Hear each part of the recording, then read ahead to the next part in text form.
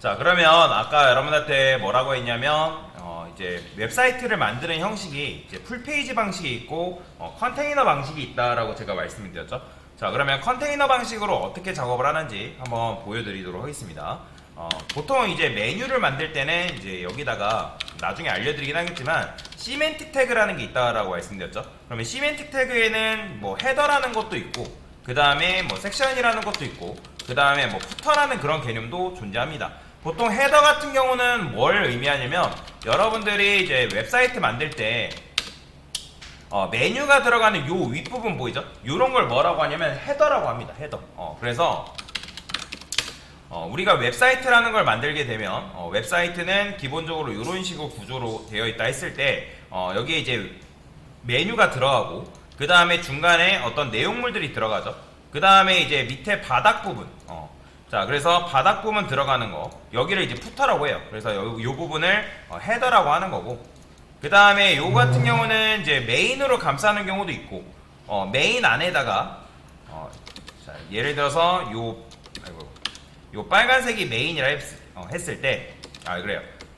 요 갈색 있죠? 요게 메인이라 했을 때 이 메인 안에다가 뭐 섹션이 이런 식으로 흰색으로 할게요. 이런 식으로 존재하는 편이긴 해요. 이렇게. 그러면 이제 이런 것들을 이제 섹션이라고 얘기합니다. 그 다음에 이 부분을 뭐라고 한다? 이제 푸터라고 한다. 푸터라는 거는 요 밑에 보면 여러분들 웹사이트 요 부분, 그죠? 뭐 카피라이트 머시기 들어가 있는 부분 있죠? 이런 부분을 이제 푸터라고 얘기를 한다. 그래서 이제 요것도 마찬가지예요. 스타벅스 메뉴도 보게 되면 얘가 너무 넓게 퍼져 있는 게 아니라 이 중간에 갇혀 있는 걸 볼 수가 있어요. 이런 형태를 컨테이너 형태라고 얘기를 합니다. 자, 그러면 이런 건 어떻게 만드냐? 제가 여기다가 클래스라고 쓰고 탑바라고 그냥 써볼게요. 간단하게. 그러면 이 컨테이너는 여러 이름으로 불리거든요. 저 같은 경우는 컨테이너라고 많이 쓰기도 하는데 얘는 뭐 컨테이너, 웹사이트를 만드는 회사마다 달라요. 뭐 컨테이너라고 하기도 하고 이너라고 하는 데도 있고 랩이라고 하는 데도 있고 다 똑같은 말이라고 보시면 돼요. 그래서 컨테이너, 뭐 이너, 랩 다 비슷한 의미로 작용된다. 다 같은 의미로 해석이 되기 때문에 여러분들이 나중에 회사 들어갔을 때 뭐 어떤 거는 컨이고 어떤 거는 뭐 이너고 어떤 거는 랩이다. 그거는 회사의 방침에 따라서 따르면 되는데 결국에는 얘네들은 특징은 뭐다? 뭔가를 넓게 퍼지게끔 만드는 게 아니라 가운데로 갇히게끔 하는 역할을 담당한다라고 여러분들이 생각을 하시면 되겠습니다. 자, 그러면 이런 걸 어떻게 만드냐? 제가 여기다가 탑바라는 녀석한테 높이를 한번 줘볼게요. 그냥 높이를 한 200픽셀 줘보겠습니다. 그냥 대충 200픽셀. 당연히 200픽셀 준다 해가지고 나올 리가 없겠죠? 그죠? 안 나옵니다. 여기다가 백그라운드 컬러를 제가 샵 df. 자, 이런 식으로 걸게 되면 나오겠죠? 자, 이 상태에서 여기다가 body ul li한테 저는 노멀라이즈 좀 할게요. 마진을 0, 패딩을 0, 그 다음에 리스트 스타일 논처리 이런 식으로. 자, 그 다음에 이제 컨테이너 작업을 한번 해볼 건데, 자, 탑바의 자식인 컨테이너. 자, 얘 같은 경우도 여러분들이 백그라운드 컬러를 레드로 칠해보면 나온다, 안 나온다? 안 나와요. 자, 왜 그렇죠? 현재 얘는 높이가 있나요? 없습니다. 컨테이너는 div죠. 그죠? div이기 때문에 얘는 높이가 없어요. 너비는 있지만 높이는 없죠. 자, 그러면 이 상태에서 저는 너비를 그냥 적당하게 1100픽셀이라고 이렇게 써줄 거예요. 1100픽셀을 쓰고 높이가 없기 때문에 저는 부모의 높이를 그대로 받아왔으면 좋겠다. 그러면 어떻게 하면 되냐면 하이트를 100% 주게 되면 부모의 높이를 그대로 받아오겠죠. 그죠? 이렇게 쓰게 되면 좋은 점이 뭐냐면 부모의 높이가 100픽셀로 바뀌어도 컨테이너는 이런 식으로 부모의 높이를 그대로 따라간다라고 보시면 돼요. 그래서 200픽셀 주게 되면 이렇게. 자, 그 다음에 블럭 요소를 가운데로 정렬하는 건 어떻게 하면 되는 거죠, 여러분들? 블럭 요소 가운데로 어떻게 정렬한다 했어요? 마진 준 다음에 마진 레프트 오토, 그 다음에 마진 라이트를 오토로 주면 여러분들 가운데로 정렬이 가능하다 했죠, 그죠? 또는 요거를 줄임 표현으로 어떻게 쓸 수 있어요? 마진 0 오토로 이런 식으로 줄였을 수 있다라고 보시면 되겠죠, 그죠? 그래서 이런 형태로 보통 컨테이너를 작업을 해주는 편이다 라고 보시면 돼요. 그럼 여기다가 뭐 로고도 들어가고 메뉴도 들어가고 뭐 기타 다른 것들도 뭐 들어가게끔 되어 있다 라고 보시면 되겠습니다. 자, 그러면 제가 여기다가 간단하게 메뉴를 하나만 구현을 해볼 건데 A는 쓰지 않고 그냥 UL과 LI 정도만 써볼게요. UL 그 다음에 LI를 한 7개 정도만 써볼까요? 7개. 당연히 이제 7개 쓴다 해가지고 나오지 않습니다. 나오지 않아요. 제가 여기다가 컨테이너의 자식인 UL. UL도 마찬가지예요. UL도 여러분들이 여기다가 보더를 칠해볼게요. 자, 당연히 부모의 높이가 있다 하더라도 지금 얘가 제대로 나온 게 아니에요. 부모가 높이가 있지만 UL은 그 높이가 없기 때문에 지금 나오지 않겠죠. 그러면 얘가 만약에 부모의 높이를 받게끔 만들고 싶으면 어떻게 하면 되는 거예요? 얘도 마찬가지로 높이를 100% 주면 되겠죠. 그러면 UL의 높이도 마찬가지로 몇 픽셀로 봐야 되는 거예요? 얘도 몇 픽셀로 봐야 되는 거예요? 부모의 높이를 받아왔으니까 100픽셀로 봐야 되겠죠. 그죠?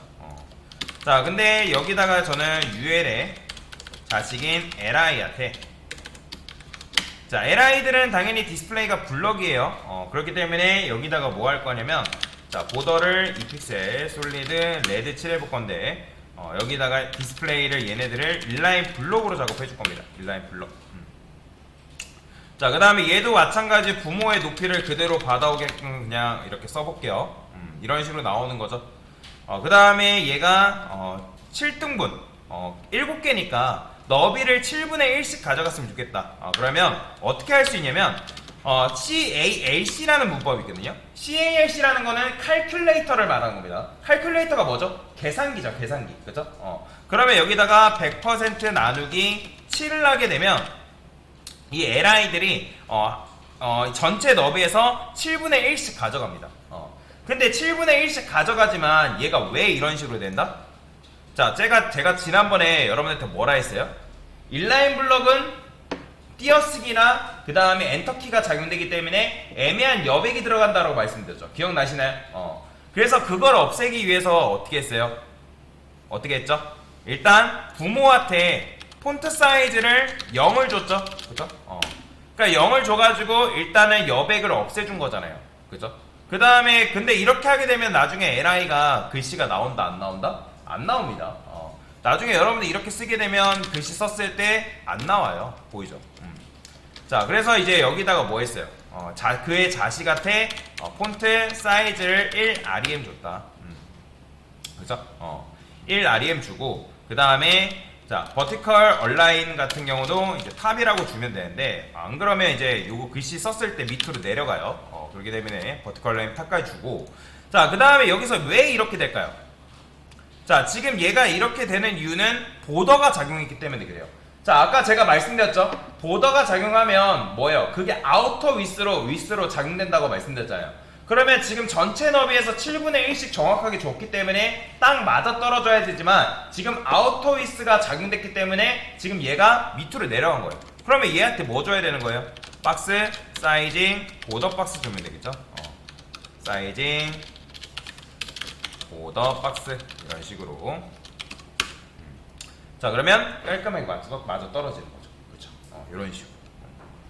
자, 근데 이제 저는 보통 요거를 요런 식으로 작성할 수 있는데 이게 이제 이렇게 작성하다 보면 너무 복잡해요. 그래서 저는 요거를 보통 따로 별도의 클래스로 만들거든요.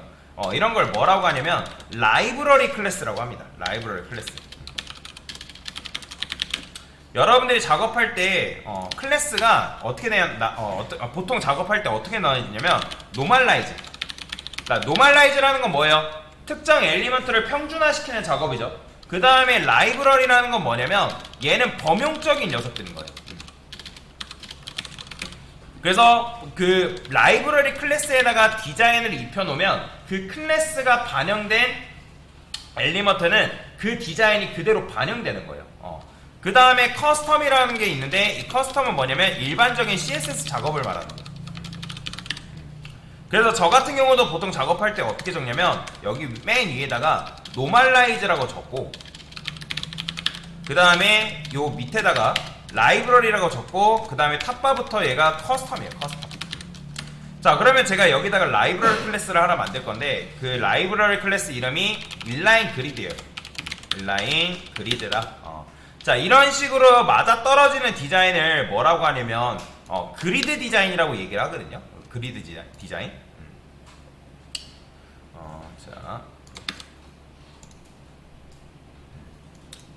자, 지금 높이를 지웠죠. 높이가 100픽셀. 왜 안 나와?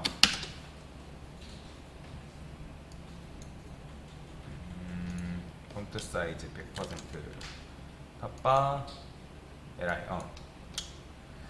여기 얘 때문에 그렇죠? 자, 그래서 이런 거를 아까도 말씀드렸지만 이런 거를 그리드 디자인이라고 얘기합니다. 그리드 디자인. 딱 맞아 떨어지는 격자 디자인. 그러니까 이런 것들을 언제 쓰냐면 여러분들 쇼핑몰 같은 경우 보면 쇼핑몰이 딱 맞아 떨어지는 디자인을 사용하죠. 이런 식으로 보이죠? 이렇게. 이런 식으로 상품을 진열할 때 이렇게 맞게끔 맞아 떨어지게끔 디자인을 한단 말이에요. 이런 거를 뭐라고 하냐면 그리드 디자인이다 라고 보통 얘기를 많이 합니다. 그래서 저는 근데 아까도 말씀드렸지만 이런 식으로 매번 쓰는 게 귀찮기 때문에 제 나름대로 인라인 그리드라는 클래스를 만들어 놓은 거예요. 이렇게. 그러면 얘는 폰트 사이즈가 일단 0입니다. 그 다음에 여기다가 인라인 그리드가 적용되고 자, 꺽쇠한 다음에 별표라는 건 뭐예요? 이거는 인라인 그리드라는 클래스를 가진 녀석의 모든 자식인 거죠. 그러면 그 모든 자식한테는 뭘 줄 거냐면 폰트 사이즈 1 REM부터 여기다가 디스플레이를 인라인 블럭까지 이렇게 줄 거예요. 이런 식으로. 자, 그러면 얘는 잠깐 주석 걸어 보겠습니다. 참고로 인라인 그리드를 외울 필요는 없어요. 이런 게 있다 정도만 아시면 돼요. 실제로 실무에서는 이거 잘 안 씁니다. 안 쓰는데 지금은 간단하게 디자인, 격자 디자인을 보여드리기 위해서 그냥 하는 거니까 중요한 거는 박스 사이징이 뭐고 그 다음에 왜 이런 식으로 작업하는지 이것만 기억하시면 돼요.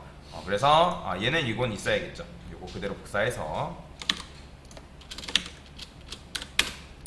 자, 너비하고 높이는 그대로 가져올게요.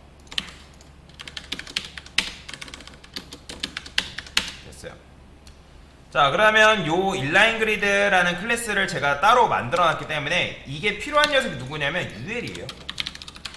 여기다가 이걸 딱 적용하면 얘네가 어떻게 되냐면 이렇게 됩니다. 보이죠? 왜냐면 인라인 그리드라는 클래스를 가진 녀석은 폰트 사이즈가 0이 되고 그 모든 자식은 요 속성이 반영되라 라고 했기 때문에 요 코드를 지금 요렇게 줄인 거예요. 요런 식으로. 자, 그러면 요렇게 되죠. 저는 요거를 어떻게 할 거냐면 일단 전체 바깥쪽에 보더를 일단 지울 겁니다. 여기다가 보더를 왼쪽과 오른쪽만 줄 거거든요. 그러면 어떻게 줄 수 있냐면 보더 위스라는 게 있습니다. 보더 위스. 보더 위스라는 거는 지금 여러분들 2픽셀 주게 되면 상하 좌우가 다 2픽셀이 들어가요. 근데 자, 보세요. 지금 여기 보면 얘가 왜 더 굵죠? 저는 분명히 상하 좌우로 2픽셀만 줬는데 왜 얘가 굵은 거예요? 왜 그러냐면 오른쪽, 즉 얘 입장에서 오른쪽에 있는 보더하고 얘 입장에서 왼쪽 보더, 그러니까 오른쪽 보더 2픽셀, 왼쪽 보더 2픽셀이니까 그게 합치니까 마치 몇 픽셀처럼 보인다? 4픽셀처럼 보이는 거예요. 이해되시나요? 4픽셀처럼. 그러면 여러분들이 얘를 어떻게 할 수 있냐? 보더 위스라는 게 있어요. 속정에 여기다가 저는 일단은 위아래는 0을 줄 거거든요. 그래서 0픽셀, 2픽셀. 자, 0, 2픽셀 주게 되면 그냥 위아래 없애려고 제가 준 거예요. 그죠? 그래서 얘도 마찬가지로 보더 위스가 시계 방향이거든요. 시계 방향. 그러면 시계 방향이기 때문에 어떻게 하면 되냐면 얘가 지금 여러분들이 이렇게 뭐 2픽셀, 그 다음에 3픽셀, 뭐 4픽셀, 5픽셀 주게 되면 위, 오른쪽, 아래, 왼쪽이에요. 근데 이렇게 주지 않을 거고 일단 0픽셀이랑 뭐 2픽셀 이렇게 줄 거예요. 근데 이렇게 별도로 주지 않아도 일단은 상하 좌우를 상하 좌우를 2픽셀 주고 그 다음 위아래를 0 주고 2픽셀 이렇게 준 다음에 얘랑 얘를 따로 집어낼 겁니다. 그러면 얘는 몇 번째 자식이에요? 자, first child죠, 그죠? 자, 모르겠으면 백그라운드 컬러 칠해보세요. 자, 칠해보면 얘를 말하는 거죠. 자, 그러면 이 상태에서 누구를 또 골라내요? 라스트 차일드를 골라낼 겁니다. 그럼 얘는 뭐예요? 블루. 얘죠, 그죠? 그러면 여기다가 뭐 할 수 있냐면 보더 위스는 여러분들 그냥 위스를 이용해서 상하 좌우를 조정할 수 있을 뿐만 아니라 뭐도 있냐면 보더 레프트 위스라는 게 있어요. 자, 이게 뭘까요? 왼쪽 보더를 말하는 거예요. 왼쪽 보더. 그러면 여기가 4픽셀처럼 보이니까 얘를 어떻게 하면 되는 거예요? 여기다가 4픽셀이라고 주면 똑같이 보이죠? 아니면 여기다가 제가 1픽셀 줄까요? 1픽셀. 이거 굳이 이제 안 줘도 상관없습니다. 그냥 여기다가 솔리드만 줘도 크게 문제되지는 않습니다. 보이죠? 자, 그래서 지금 이제 위아래 0 주고 좌우 1픽셀 준 거예요. 그럼 여기가 지금 2픽셀처럼 보이니까 여기다가 왼쪽 보더의 너비는 2픽셀 주는 거죠. 그 다음에 여기다가도 마찬가지예요. 저는 보더 레프트가 있으면 뭐겠어요? 라이트 위스가 있겠죠. 그러면 이렇게 만들 수가 있는 거예요. 자, 그러면 이 상태에서 얘를 뭘로 바꿀 거냐면 블랙이라 써줄 거고요. 자, 그 다음에 높이를 좀 줄여봅시다. 높이를 한 80픽셀. 자, 80픽셀 너무 크다. 50픽셀. 이렇게 되는 거죠. 자, 그러면 이제 어떻게 되는 거예요? 마치 메뉴처럼 보이는 거죠. 메뉴. 그러면 나중에 여기다가 여러분들 뭐 하면 되는 거예요? 메뉴 넣으면 되는 거예요. 뭐 A로 감싼 다음에 메뉴 1 이런 식으로. 그럼 당연히 이제 메뉴 1이 여기 나오겠죠. 그렇죠? 근데 이제 당연히 이제 지금 정렬이 안 되기 때문에 그건 나중에 정렬하는 방법을 알려드리긴 할 겁니다. 일단은 이렇게 작업을 할 거예요. 그래서 중요한 건 뭐냐면 이런 식으로 여러분들이 컨테이너 형태로 디자인을 할 수 있다라고 알고 넘어가시면 되겠습니다. 요 지금 인라인 그리드 같은 경우는 몰라도 상관없는데 컨테이너를 왜 썼는지는 알고 계시면 좋습니다. 그리고 마진형 오토를 줘가지고 가운데를 갇히게끔 만드는 거. 이거 같은 경우는 나중에 실제 실습을 통해서 한번 만들어 볼 거예요. 그래서 이렇게 한번 만들어 본 거다라고 보시면 되겠습니다. 됐습니다.